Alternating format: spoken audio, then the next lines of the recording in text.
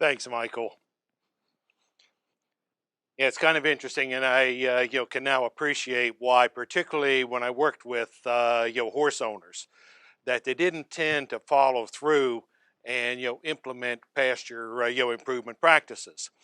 And I have a crop field that the neighbor farms, and I asked him about doing some things, some spraying and maybe some planting to renovate my pastures. And he said, well, I'd be willing to do it, but I can't get through your gates. And one of the things I learned is, most horse operations, the widest gate on the place is about 10 feet. There's not many pieces of equipment you can get through a 10-foot gate. Fortunately, before I went out to buy, a drop line fertilizer spreader, I measured the gate, and a 10-foot spreader wasn't going to go through that gate. So we had to buy an 8-foot spreader. But I've now corrected the problem. That 10-foot gate's now a 20-foot wide gate. But one of the questions that we've had through this series of workshops is how to go about improving. What are some of the practices and procedures to do it in pasture improvement? And I was going to ask you the question: what are the three causes for low pasture productivity?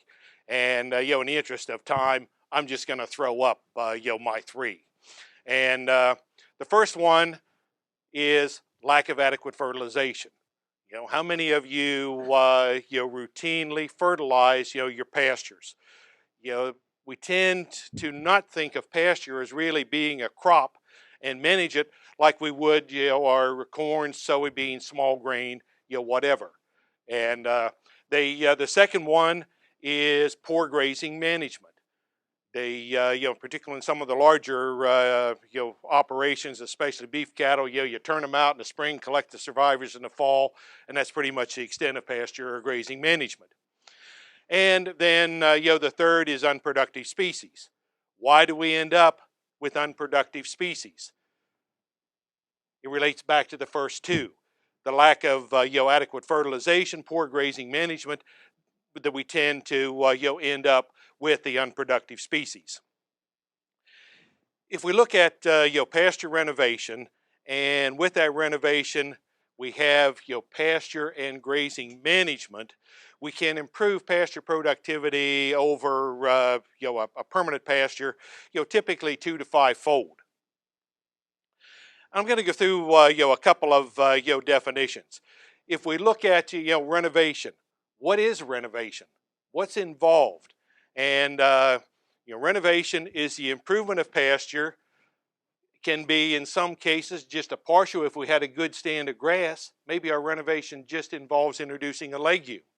If it's like my pastures, and the previous owner said he had horses, he said, I didn't want the pastures to be too good. I didn't want the horses to founder. Well, those pastures aren't going to put any kind of condition on lambs or on steers. So I'm looking at a complete renovation.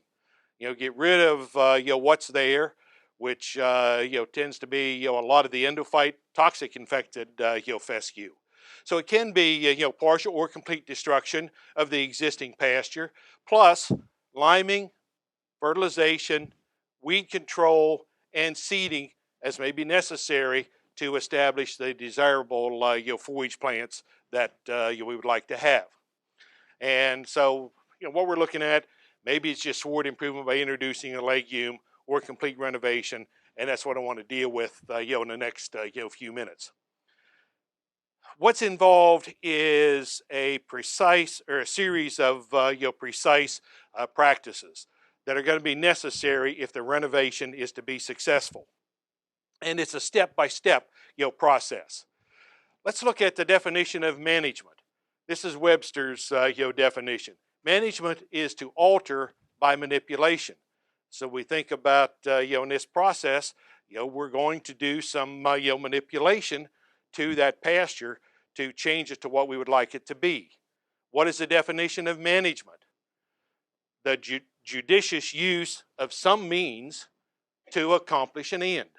So we want to the end product that we want is a good productive pasture. What's a procedure?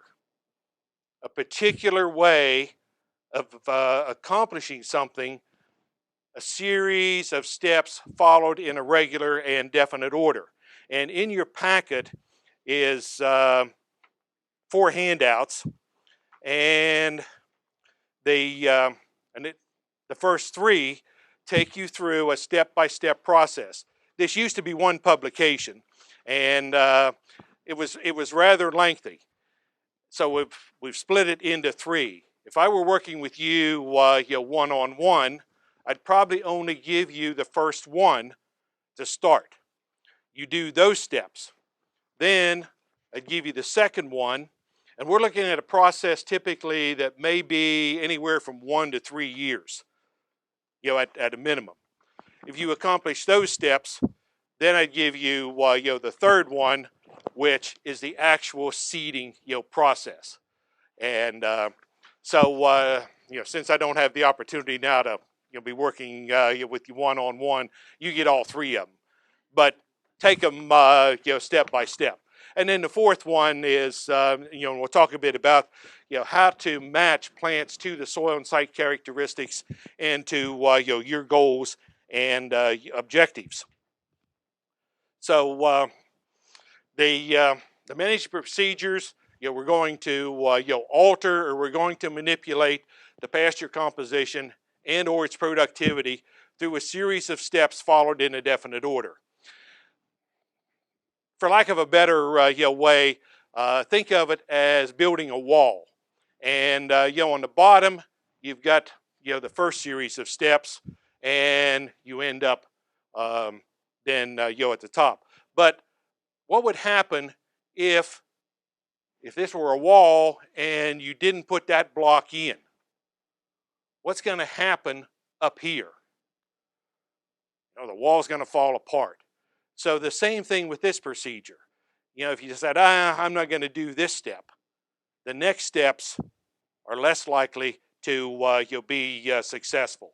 So that's why you want to look at it in in a sequence. So let's look at the first step, planning ahead.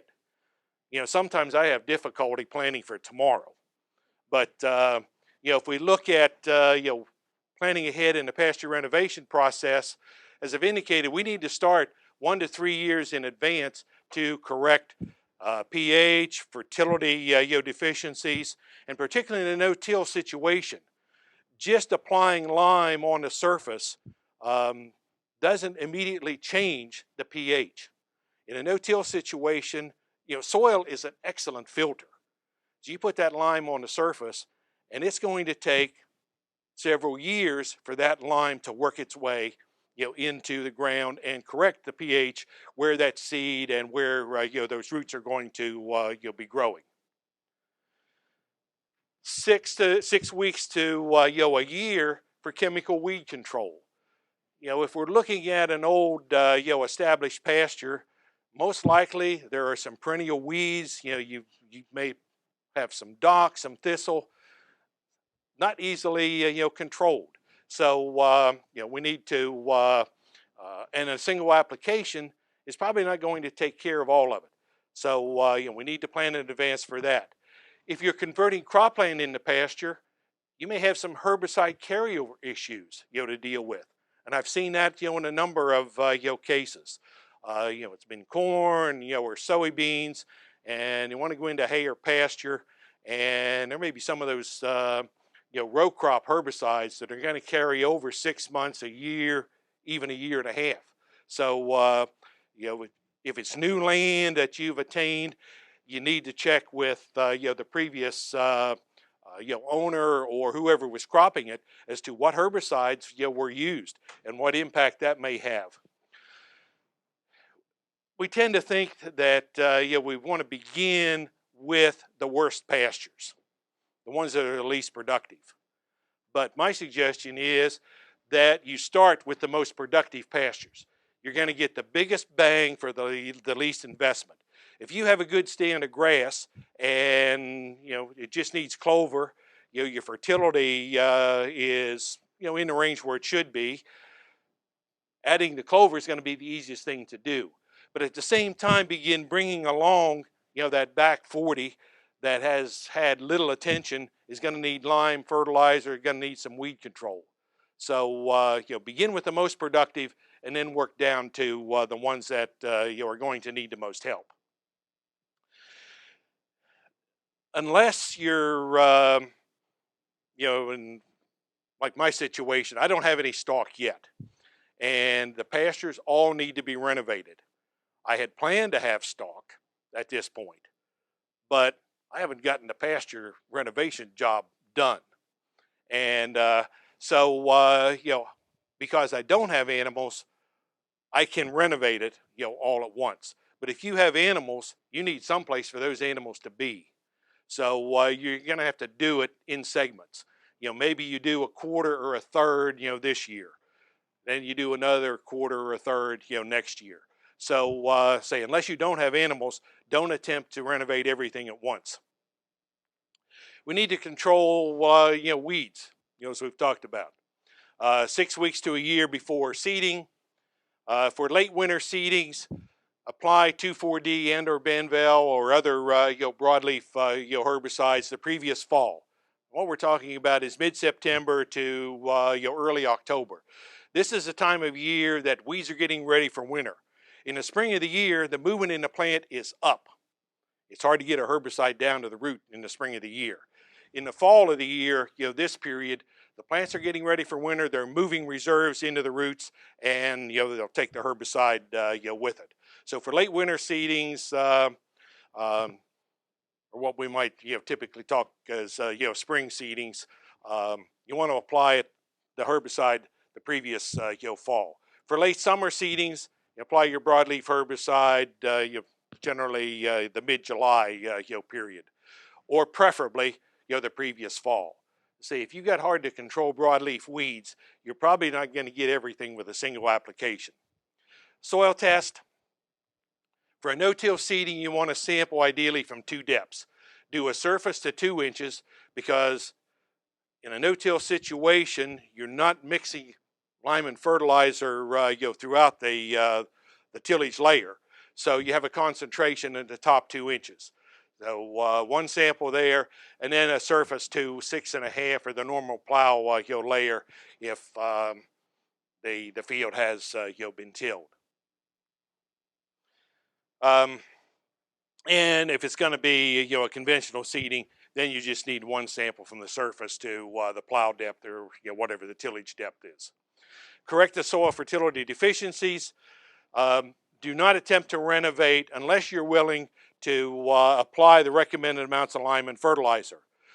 Far better to apply the full recommended amount as far as you can go than to spread a little bit of lime and fertilizer over the entire acreage, because you're not going to get the response.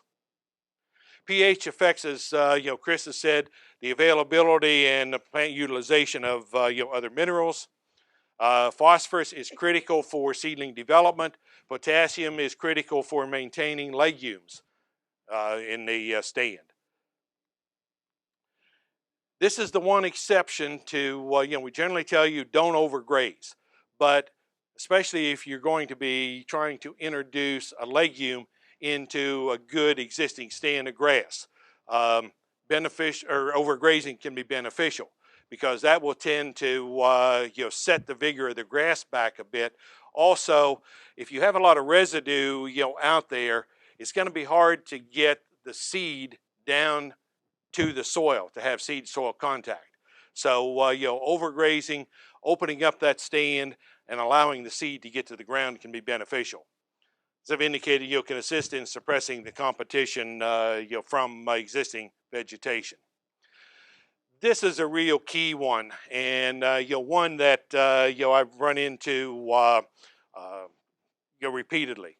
We need to match the plants, first of all, to the soil and the site characteristics. And I've cited in the handout a situation I ran into a number of years ago here on the shore. Was a newly constructed horse operation, beautiful waterfront facility, and they had planted a pasture mix. I get the call, a year and a half after the pastures had been seeded, what they had seeded, wasn't there. A lot of, bare ground. And it was obvious as soon as you drove onto the farm, there were two grasses that were adapted to that farm because this was, somewhat poorly drained soil. And talking with the owner, I said, well, there's really only two grasses, that are adapted to the soil: reed canary grass and tall fescue. She looked me square in the eye and said, "Sir, you don't understand. This is a horse operation, and we don't want either one of those two grasses." Well, your alternative basically is probably AstroTurf, because they wanted orchard grass, bluegrass. They're not suited to that type of soil. After she finally came down off the high horse, she said, "Well, I wish we had talked to someone like you before we bought the place." And you need to match the plant to the soil and the site characteristics. What she wanted for horse pasture wasn't suited to the farm. What are you want to look at? What are the natural resource advantages? What are the challenges? I mentioned soil and site characteristics. What's the soil type? What's its suitability? What's the depth? What's the drainage? What's the soil fertility? This is correctable. There isn't much you can do to change that.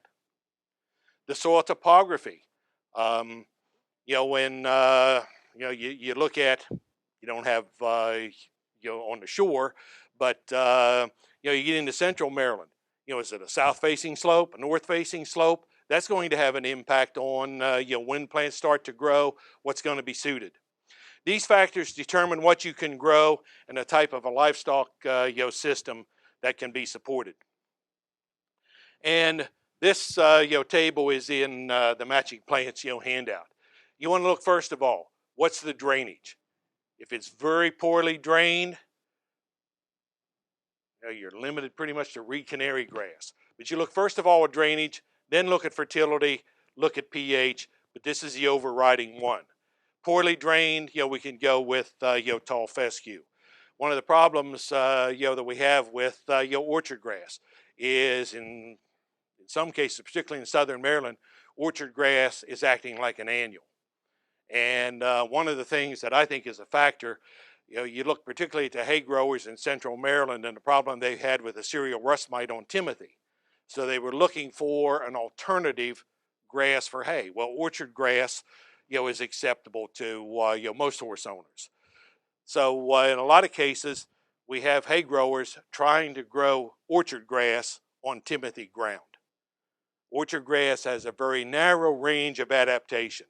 It's not suited to poorly drained soils. It's not suited to droughty type soils. It's suited basically to an alfalfa type soil. So we're trying to grow, in that case, we're trying to grow orchard grass where it's not really suited and it doesn't persist. So you want to look at your soil and your site characteristics and see what grasses or legumes are suited. Poorly drained, we're limited to clover. If you want to grow alfalfa, which that's what I'm looking for as the primary legume, it requires a well-drained soil, high level of fertility, a high pH. And then we need to match the plants to the grazing system goals and objectives. It's going to be different if you're trying to finish lamb, kids, or steers than if it's a cow-calf operation, a ewe, lamb, because the growing animal has a higher nutritional requirement than does a mature animal. So it's going to be different for a dry pregnant animal than it is for a growing animal. So what are my goals and objectives?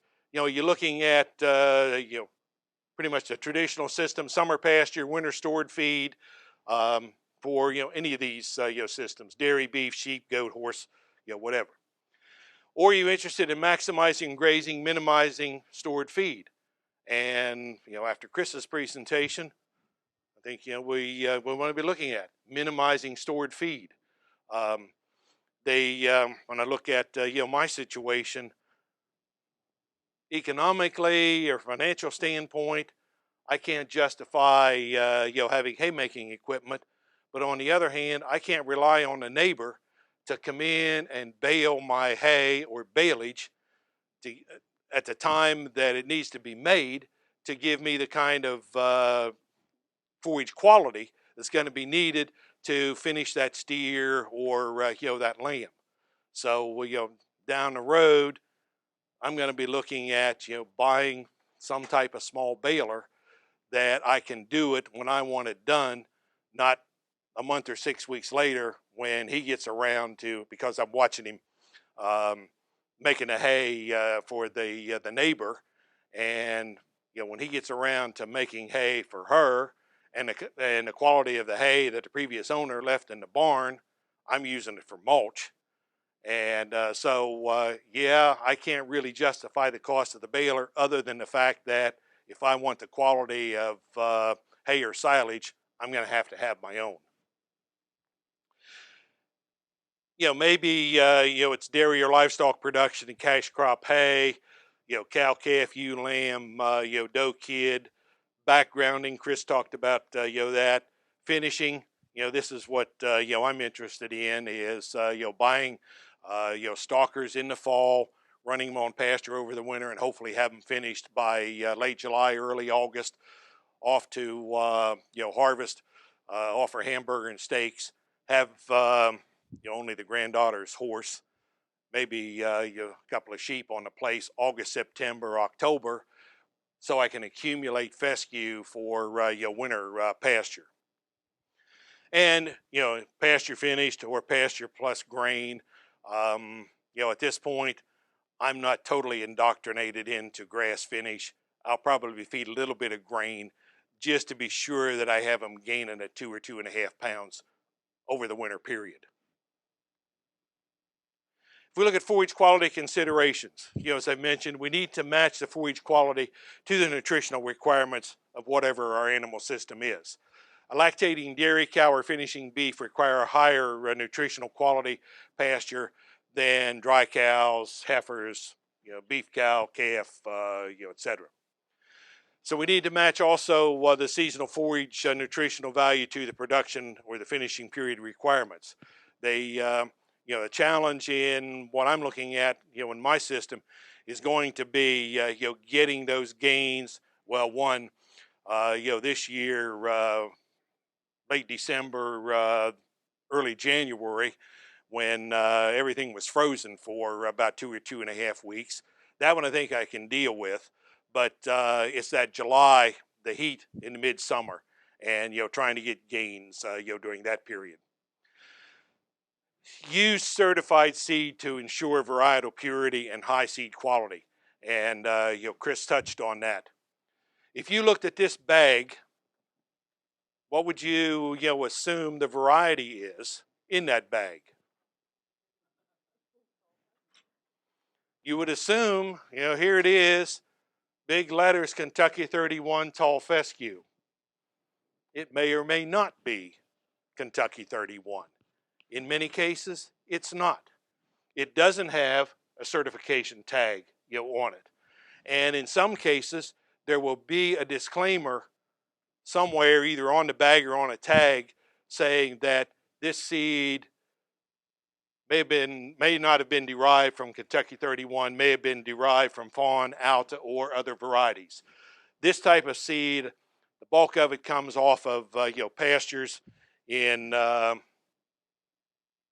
Arkansas, Missouri. A lot of it's out of Missouri, and so it may or may not. And I've told you to be sure you buy certified seed. I've bought some of this. It lasts about as long as it took me to seed it. And so what you want to do is you want to buy certified seed. You want to look, that tells you that you're getting what is stated. In this case, it happened to be Tar Heel. It was a turf type, but it's going to cost you a little more, but at least you know what you're getting. We need to suppress the existing vegetation, and The method of applying the herbicide should be based on the composition and the condition of the existing sod and the time of year in which you're going to be seeding. Not real common, but back probably 20 years or so ago, it was Morris Decker who was research and teaching in the agronomy department. Looked at band application of paraquat for late winter, early spring seedings, and what that I was looking for, a picture right after the application had been made, and I'm dated. The pictures I have, I realized, are all on slides. And I didn't have a way to copy the slides without going to College Park, which is a 2-hour drive now. But you can see where the band applications were made, and suppress the competition to allow the seedlings to develop. And at this point, it's coming back, filling in. But if you look at the band application, it's applying a band of spray over the seeded rows such that you suppress about 50% of the surface area. So you'd have a 5-inch band over, say a drill with a 10-inch row spacing. It's generally necessary for introducing alfalfa or bird's foot trefoil, the legumes that are slow to establish. Red clover, particularly in late winter, in another month or 6 weeks, you throw red clover out on top of the ground and it'll germinate in 5 to 7 days. Alfalfa, bird's foot trefoil, and red clover is a very vigorous seedling. Alfalfa, bird's foot trefoil, they're much slower to germinate and they're much weaker in their seedling development. So they won't establish unless you suppress the competition. The advantages of band seeding: fewer weeds, earlier grazing, because you haven't suppressed, you haven't killed the existing grass that's there. Eliminates reseeding of the grass, possibly less insect damage to the legume seedlings or something else there for particularly slugs to chew on. If we look at band versus broadcast paraquat applications, and in this case it was red clover introduced into the grass. Year one with the band application, there was about 0.6 of a ton of dry matter, a little over 3/4 of a ton of grass, very little weeds. If you look at the broadcast, there was no grass. With the broadcast, they knocked it out. Weed number was the same. Yield was about the same that first year. If you look at the second year with the band application, a little over 0.8 of a ton of red clover. The broadcast 1.08. 0.6 of a ton of grass. None under the broadcast because we knocked it out. But look at the weeds.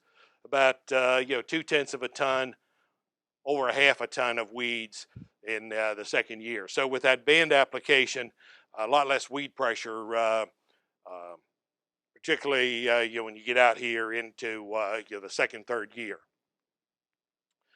Broadcast for late summer seedings. With a spring seeding, we generally have adequate moisture. And if you look at late summer seedings, one of the limiting factors is moisture. So if you were to do a band application in late summer, you've got that band of grass that's going to be utilizing moisture that those seedlings need. So for a late summer, we're going to do a broadcast application, not the band. For late winter seedings, especially red clover, as I've indicated, we can do that without the use of a herbicide. Graze it down close, open up some bare soil, put the seed out on the ground. For a week or so, you can put the animals out there, let them help trample the seed into the ground. But you got to be looking at it, because I've seen red clover within 5 days of being broadcast on top of the ground, it's starting to germinate. And once it starts to germinate, the animals need to be pulled off. Properly inoculate legume seeds. You want to be sure to use the appropriate strain of rhizobia. If you're using some Well, we run into a problem even with bird's foot trefoil. Trying to find bird's foot trefoil inoculant, and what's designed for alfalfa and clover isn't going to work for trefoil.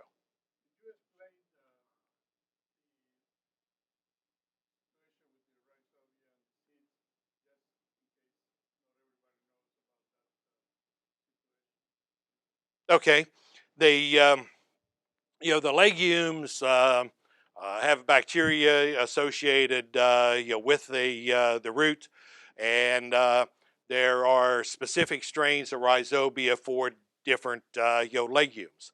And well, one of the things we ran into with the Sericea lespedeza here is finding rhizobia specific for Sericea lespedeza. Say the clover inoculants aren't going to work. So they you want to be sure you have the appropriate strain for the legume that you're planting. The other thing, these are live organisms, and so when you get it, you want to store it under cool conditions. In the refrigerator, or at least in the basement, someplace where it's cool. Don't throw it up on the dashboard of the truck, and let the sun beat in on it. And that inoculant needs to be stuck onto the seed because in order for that rhizobium to infect the seed, it's got to be on the seed surface. And a very effective sticker is the equivalent of a cup of sugar in a pint of water. And that's sticky enough that it will adhere to the seed. So you moisten the seed with a sugar water solution, put in the inoculant, and then thoroughly mix that up. You don't want to use colas because bacteria are sensitive to pH. So you look at the pH of Coke or whatever. You don't want to use cola. Water, once the seed dries, the rhizobia or the inoculant is not going to stick. Milk's not a real effective adherent. So a cup of sugar in a pint of water works very well. If your seed is too wet, one of the things I've done, you inoculate it. Ideally, if you can mix it up a day before and periodically stir it up, so it dries out. But if you didn't get it done the day before, it's too wet to flow through the drill, I found you throw in some cornstarch, and that'll dry the seed. It's also an energy source for the bacteria. Yeah. The inoculant, is a powder. Generally comes in a small package. Be a package that's good for 50 pounds, whatever. But it'll be the carrier. It's black, and so you wet the seed, dump in the inoculant, and then thoroughly mix that.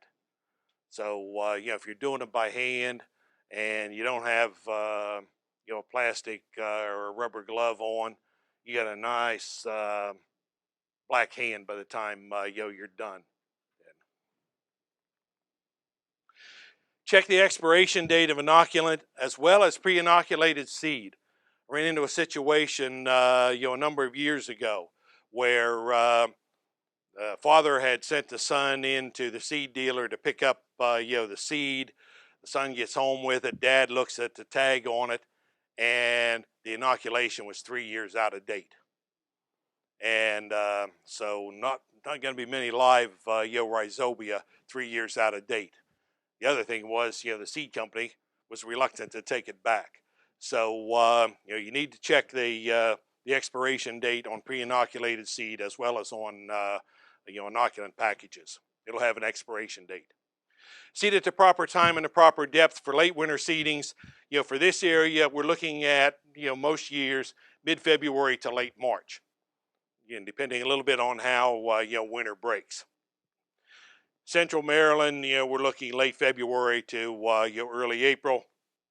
And I don't think we have anyone from Western Maryland. For late summer seedings for this area, our window is August 10 to September 10. And we're usually, because of the way the rainfall pattern is, we're usually looking at early September.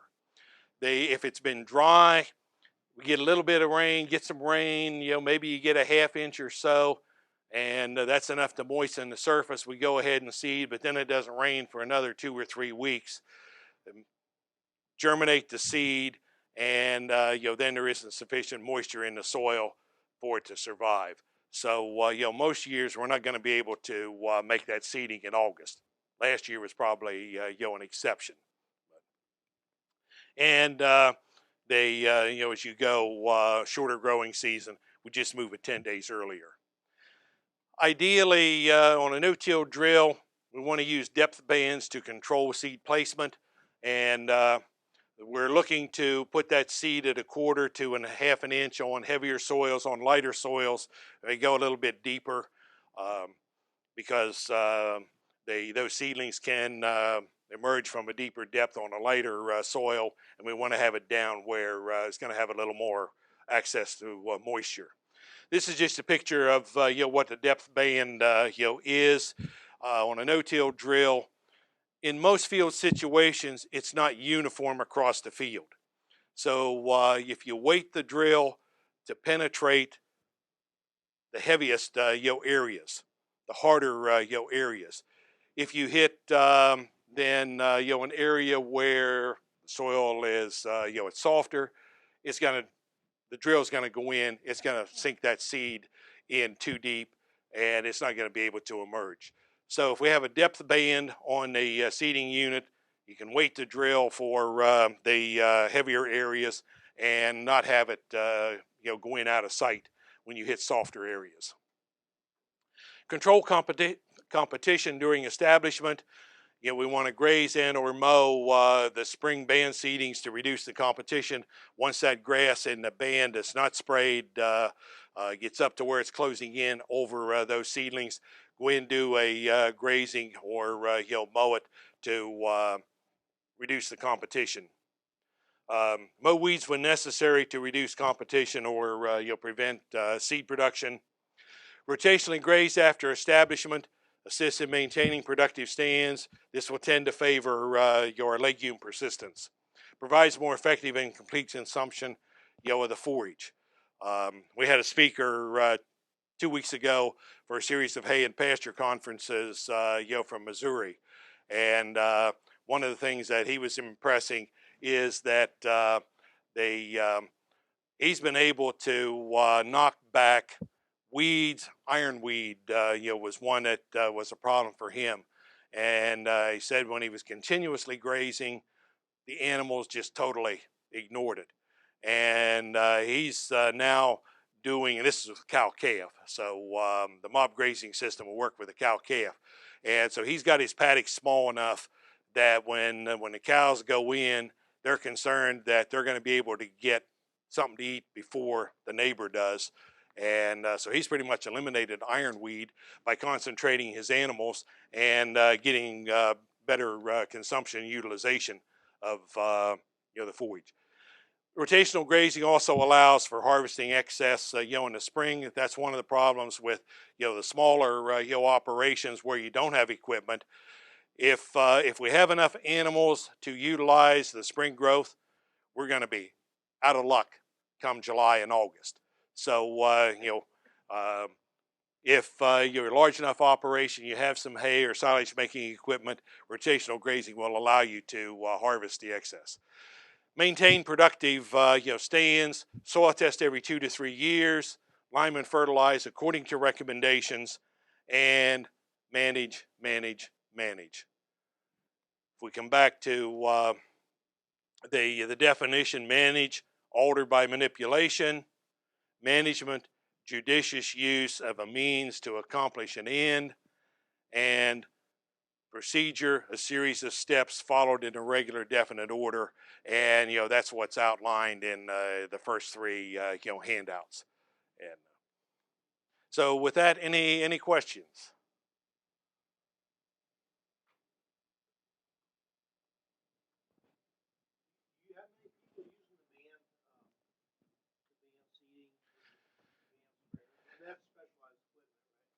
It's a matter of mounting spray nozzles on the drill, and they when the pasture pleaser, the tie pasture pleaser drill, was more popular 20 years ago. We saw it. I don't see many people doing it now, but they it's not all that difficult to set the drill up to do that. And I say it has a lot of advantages. So if you got a good stand of grass, and especially trying to introduce alfalfa, bird's foot trefoil, back in the days before Crown Vetch seed got so tremendously expensive, that was the only way we could introduce those legumes into a good stand of orchard grass or fescue, was with that band application. And to me, if you've got ground where you can grow alfalfa, especially if you're looking at enterprises where you need a higher nutritional value, alfalfa I think is a much overlooked species. Has a lot of potential. It's easier to do it with red clover, but red clover, for us typically has a stand life of 2 to 3 years.